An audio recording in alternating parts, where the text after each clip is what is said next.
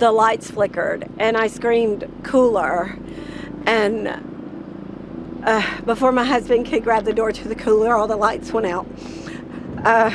So he was shoving us in the cooler, and I was calling everybody's name to make sure we had everyone. As they were coming, I'm just, say you're here, say you're here. So we all got in the cooler, and he stepped in, and he lost control of the door. The wind took the door, and somehow he was able to get it back. And when he pulled it to, he looked up, and just before it closed, he said, "I see the sky." So we're in the cooler, and we're being tossed, and we really couldn't go anywhere but into each other and into the wire racks. And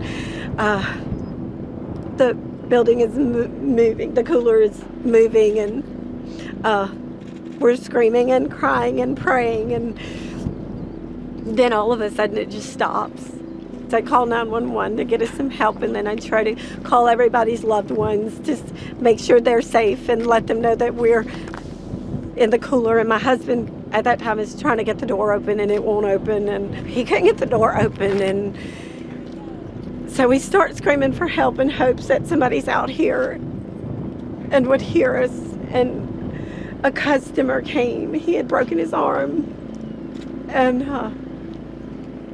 he came and somehow cleared the debris from the front of the door and got it open, and he got us all out. And we could just hear people screaming coming from across the road.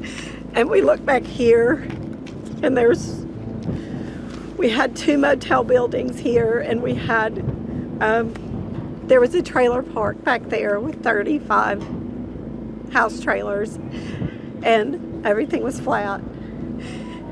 And at that moment, I'm just thinking, where are the babies? And where are the parents? And since that moment, up until now, we've been looking for people and trying to account for everyone and trying to hold it together.